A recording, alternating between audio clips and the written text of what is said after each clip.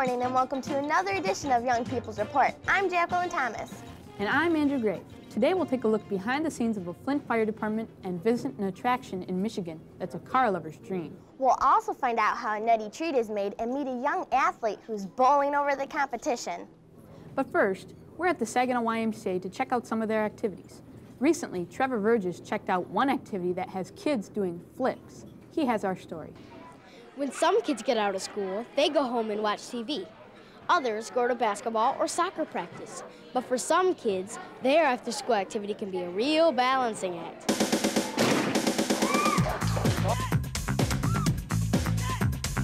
Gymnastics is a sport that involves all of the large muscle skills.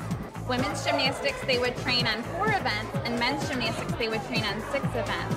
But it's a sport that just works flexibility and coordination and strength. The different events for women's gymnastics, there are 4 events. They would be the uneven parallel bars, balance beam, floor, and vault.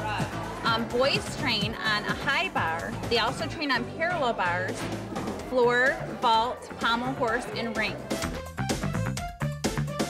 And they also use little different activities such as tumble track and trampoline, which aren't Olympic events, but they also train on those like events to help them learn harder skills.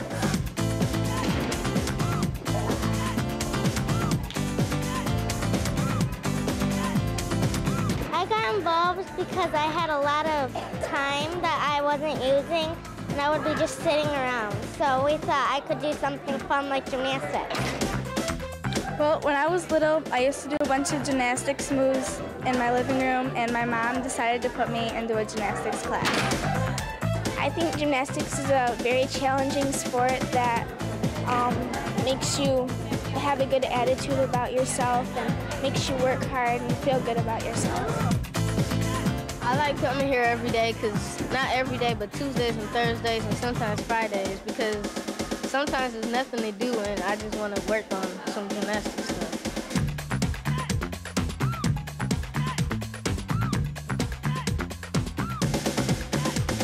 One thing that I love about gymnastics is that it's great for self-esteem and confidence, and it also helps for just developing strength and coordination and flexibility. The kids that come here vary in different skill levels, and many compete across the state. But if you ask around, they're all here for one main reason.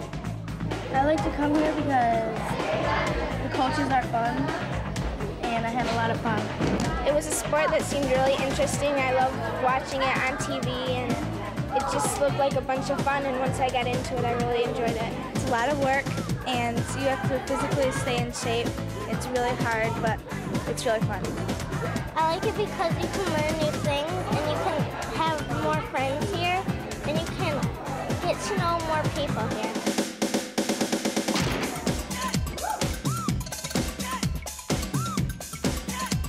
The most challenging event is most likely the balance beam. It's only 4 inches wide, and there's many different skills you have to compete on it, and there's dance, and there's a lot to it, such as you need to have posture and be tight, and it's really hard to stay on it and stay focused. I think beam is the most challenging because you have to stay focused, and you have to be very balanced. If you're looking for something different to do, or if you want to improve on another sport, you should give gymnastics a try. From the AGA Gymnastics Training Center in Burton, I'm Trevor Verges reporting for YPR. Have you ever had a craving for something sweet and something salty? Andrea Masud did, and she found the perfect treat. She has our story. There's a wonderful cinnamon scent drifting through the air, and it's all coming from this little store, Going Nuts. What's so great about their cinnamon glazed almonds is that they make them fresh right here. I enjoy most about making them is making the people happy that we make them. First step is to heat up the kettle. First we put the kettle into the machine and then get it into the sprocket like that. And we put the water in first, which is a 1 1/3 cup water. The next step is to add the sugar, cinnamon, and almonds. And this is 2½ pounds of almonds. And then we put in the sugar. You need about 1½ pounds of sugar for every 2½ pounds of almonds. And then this is a large scooped up full tablespoon of cinnamon. This is where we turn this machine on to high.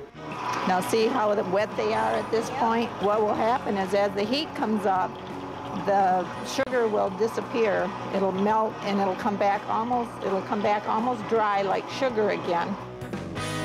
Now you can see that it's getting a little bit stringier in there, and that means that the temperature has taken that water and sugar and it's boiled out the water. This is probably the trickiest part of making the almonds, is to know exactly when to turn them over. Hear that snapping? To turn them over to the other cycle. Then we set our timer for 3 minutes.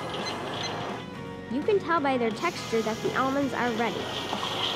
You see that part there is what's going to make the glaze. See how shiny they're becoming?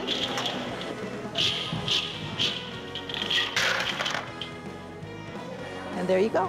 After that, they are put into bags and are ready for the anxious customers who have been drawn there by their wonderful smell. While shopping here at the Outlet Mall, customers are sure to go nuts, for almonds, that is. Here's some of the fresh ones we just made. Thank you. From Going Nuts in Birch Run, I'm Andrea Masud reporting for YPR. We have to take a break. But when we come back, we'll visit one of Michigan's newest attractions. Don't go away. There's much more to come on YPR.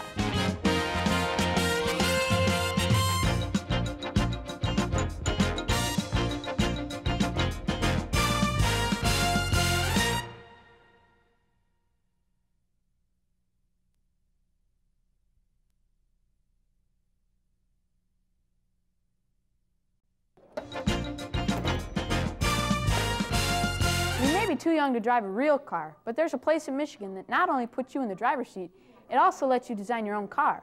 Luke Phillips took a trip to the Spirit of Ford and filed this report. For most kids, cars are a spectator sport. But here at the Spirit of Ford in Dearborn, you can experience the art and science that goes into designing the cars of tomorrow. Spirit of Ford is an interactive science and technology experience that shows folks that visit us what it's like behind the scenes, building, designing, testing, and manufacturing cars. The Advanced Technology Lab explores many state-of-the-art technologies like ABS braking and voice activation. Wipers clean windshield. Wipers clean windshield. The Advanced Technology Lab is a very exciting area in Spirit of Ford. This is where we have our hands-on interactive exhibits. These exhibits deal with the changing technology in Ford, safety, environment, and this is your opportunity to see how those things are affected. What makes the sleekest and fastest cars? In this mock wind tunnel, you can put different shapes in a special fluid that shows how the air moves around them. In the vehicle safety simulator, you'll find out what happens in an accident and the importance of seatbelts and airbags.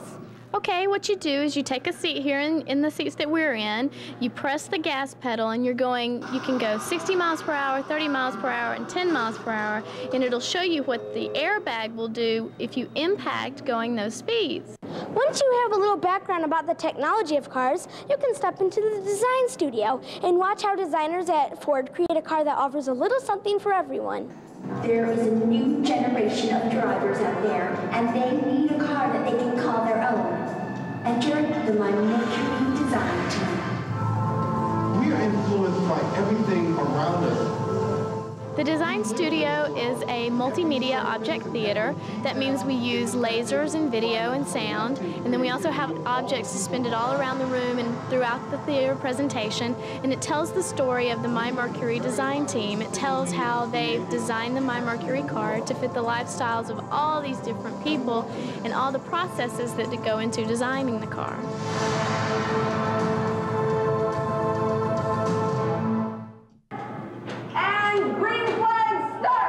At the Pit Stop Challenge, you can learn firsthand what it's like to be in a pit crew as you put Dale Jarrett's number 88 NASCAR through its paces.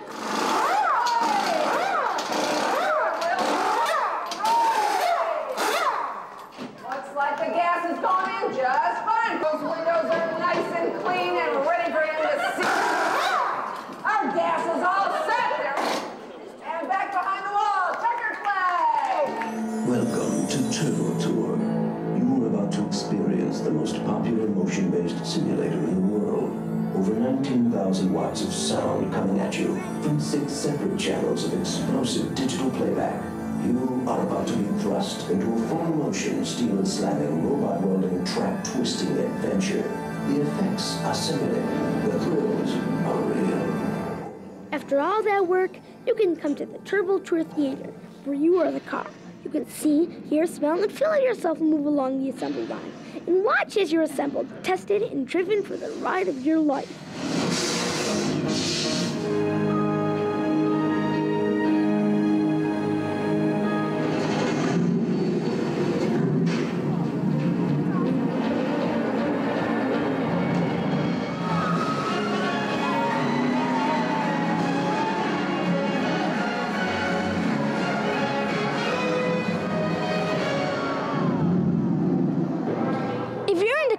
Or the art and science behind them, this place offers a little something for everyone. From the spirit of Ford and Dearborn, I'm Luke Phillips, reporting for YPR. Have you ever dreamed of having a lot of money? If you had $1 million but couldn't spend it on yourself, what would you do with it? That's the question we asked a group of kids at Hemmeter Elementary in our YPR Question of the Week. If I had $1 million and I couldn't spend it on myself, I would give it to the poor so they could buy food and clothing. I would give it to my brother so he would stop fighting with me. I'd donate it to leader dogs for the blind so more people can have leader dogs. I would give it to my mom so we could pay the bills. I would give it to the zoo so they can get more crazy animals. Well, if I didn't have $1 million, I would give it to my sister so she could, get her heart fixed. I would give it to my mom and dad and my brother and my sister so I wouldn't have to give it away. I'd probably give it to my brother so, when I'm playing, he won't interrupt me. He'd probably be too busy out buying stuff. If I had $1 million, I'll give it to my mom because she does all the work in the house. If I had $1 million and I couldn't spend it on myself, I would give it to our school Hemmeter for field trips because we need to go on field trips. I'd give it to my sister so she wouldn't follow me and my friend Nick all around all the time. If I had $1 million, I would probably donate it to the government and help them build new city parks or something like that. I would probably give it to my brother so he wouldn't always ask my mom and dad for money. If you have a suggestion for Question of the Week or a story idea for YPR, drop us a line.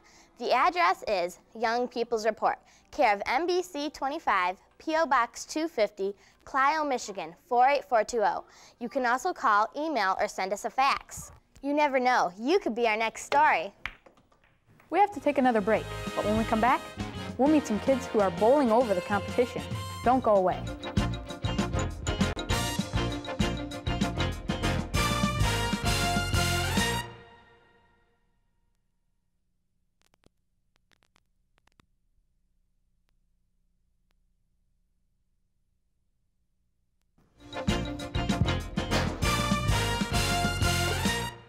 A lot of kids compete in sports like basketball, hockey, and soccer, but there's another sport that's growing in popularity. Pete Travis met up with one of the area's top youth bowlers and filed this report.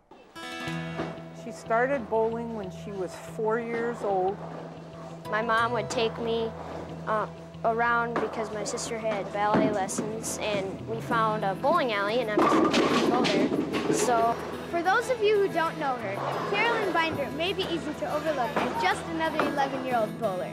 But when you take into account she has bowled 3 500 series and is first in her league in just about every category, the competition quickly discovers she is not just another pin to knock down. Just her potential is better than other kids, and her love for the game and excels better because of it. When I was about 8 or 9, I belonged to the Bantams League here at Baylanes. I wasn't very good because I had just started, and I was not used to no bumpers, and I had about a 40 average. And about the few years that I bowled in league, my average has gone from a 40 to a 137. I've been dreaming about going to the PBA since I've been bowling. The strategy I use is stay aggressive. Don't ever let up if you're doing bad. just keep going, try to improve what you're trying to do. I think that she's gained a lot of respect from her peers, and that's a lot of fun because you can always be the one to show somebody how to do, like she can show her friends how to bowl. They had a class bowl-a-thon, and she kind of was a star of the bowl-a-thon as far as people were looking to her for advice. And I think that's good for her self-esteem and being able to kind of strut her stuff. Although it's a lot of hard work and practice, to Carolyn, it's also a lot of fun. From Bay Lanes in Bay City, I'm Pete Travis reporting for YPR. If you are injured and need emergency medical attention, you might dial 911 and receive assistance from a crew of an ambulance. If you've never been in one, it can be kind of scary. Samantha Greenberg took a look behind the scenes to see what they're all about and try to take some of the fear out of the experience. She has our story. Here in the big city, there are emergencies and accidents every day. But what happens if you're part of that emergency? There are a few simple tips that you should know. The first thing you should do is call 911. Here at Mobile Medical Response in Saginaw, emergency medical dispatchers are kept very busy. This communication center handles about 35,000 calls a year. The call is received by one operator. They're going to take your address, name, phone number, and what's your emergency. Another dispatcher is going to be sending the ambulance at that time. The ambulances are equipped with devices that allow the dispatcher to track them on this computer screen, shows exactly where they are and if they are active. And what you're seeing is the different ambulances that are located within Saginaw right now. The ambulances that are moving are a little bit larger. This one is right now shut off. These things can seem kind of scary, with the loud sirens, colored lights, and a cargo full of strange-looking objects. But don't worry, it's all there to help you. In the medical field, doctors can't go out to the houses, and nurses can't always be there. So that's why we're here. Two of the paramedics here were more than happy to show me a few of the things that they do. For car accident stuff, we leave on the outside so we can get at it easier. We've got our backboards in here, and then in here, we have cervical collars or neck braces. We're gonna do this to you. We'll let you know what it's like. If you get hurt or in an accident, we have to put a collar around you, and the collar helps remind you not to move. Because you're on a board, and the board is that big splint for your back. We have a ton of seatbelts to put on you so that you don't move. And these go on either side of your head. Dave's gonna put them in here. What do? They help to keep your head still, because obviously it's kind of hard for me to hold on to your head all the way to the hospital. I'm gonna tape this to the backboard, and then this will snug up. We'll put one across your chin here. Okay, this one's gonna go across your forehead. Okay, now I can let go of your head, and we can put you on the cot and take you to the hospital. Everything that we carry on our ambulance in some way or another helps you. None of it hurts. We have oxygen to help you feel better if you're having trouble breathing. We carry stuff to monitor your heart if there's something wrong with your heart or you're having chest pain. We use these by some little sticky patches called electrodes. This has got to go up on your chest, right there. And then this one goes on this side. And the red one goes on your ribs over here. Every time you see a spike, that's showing that your heart has beat once. And it tells me how fast your heart is beating at a rate of 76, which is normal. This is called a finger probe that goes right on there. And it takes just a couple seconds, and it will start to read your pulse. What this is telling me right here is that your pulse rate is 82, which is perfect and normal. The amount of oxygen in your bloodstream is 97%. 97 to 100% is normal. On this radio, we've got different channels. We would just punch up the different hospitals. All we would have to do is press the button, and we would talk to the doctor right in the emergency room, and we could tell him exactly what's going on. Mobile Medical Response's total service area is about 4,000 square miles and covers over 500,000 lives. That's quite a big responsibility, but they seem up for the job. From Saginaw, I'm Samantha Greenberg reporting for YPR. We have to take another break. But when we come back, we'll go behind the scenes of the Flint Fire Department. Don't go away.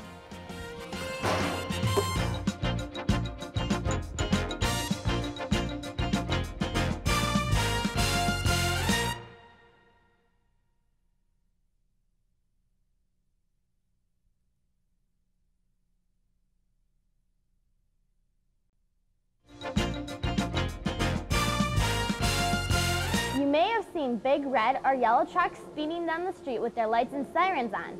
The fire departments are an important part of our communities. Ian Shetron took a look behind the scenes of the Flint Fire Department to see what it's like to be part of the crew. He has our story. Each year, trucks like these carry firefighters to 3,600 fires in Flint a year. We have 7 fire stations that cover this city, and we're all located strategically, and we tend to cover the ground in a short amount of time. Here at Station 1 in Flint, you will always find a staff of firefighters and paramedics waiting for the next call. We work a 24-hour shift, which means we work 1 full day, and there's 3 of them, so we have 1 full day on and 2 full days off. And usually the 2 days off give you enough time to rest up for your next duty day because we are a very busy city. This place is sort of a second home for the crew. They eat, sleep, and socialize with each other between emergency calls. Every day starts about 8 o'clock. We have a roll call, and then just like your home, we do housework. But when the call comes in, they jump into action. The men and women rely on equipment like this and each other to save lives and protect their own. If I was going to get dressed, I'd put these on first, because this is what I'd always do. And then I would come out, and we talked about my hood. So we put my hood on. And this is where you have to practice, do this fast enough, because we got to get there in a short amount of time, so our goal is to get there quick. So if we remember to, and we train, when firemen get trained in rookie school, they learn how to do this in a reasonable amount of time. It's very important that they keep practicing it until they get efficient with it. And what I would do is take that off like that. Probably bring my mask on at this point.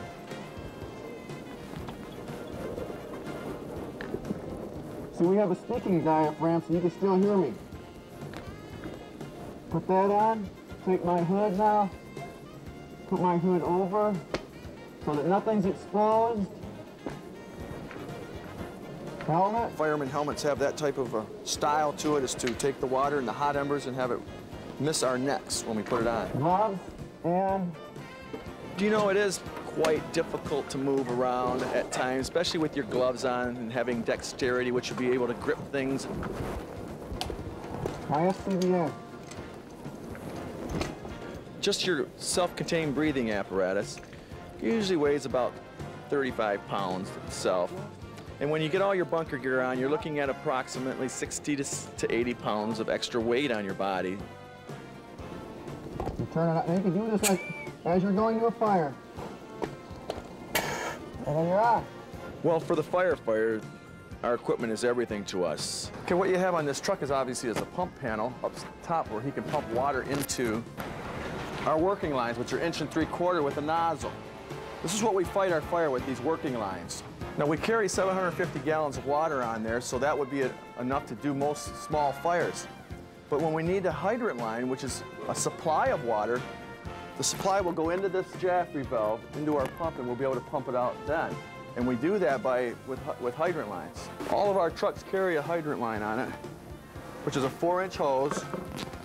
The hydrant wrench. This is our ladder truck, and there's only one in the city, and it's kind of our ace in the hole whenever we need it for large structure fires. It only runs on large commercial structure fires. This is the bucket you're seeing here, which when this ladder extends out, goes up to 102 feet, which usually averages about the 7th or 8th floor. You'll have a couple firefighters up in that bucket, and they have, as you can see, there's nozzles out front. They can operate hoses right from there. With all that I've learned here today, I think that being a firefighter would be an exciting job. But with all of this heavy equipment to carry, I'll have to wait until I'm a little bit bigger to carry it all. From Station 1 in Flint, I'm Ian Shetron, reporting for YPR. That's all the time we have for this week. We're gonna take a spin around the pool here at the Saginaw YMCA. Thanks for joining us, and have a great weekend.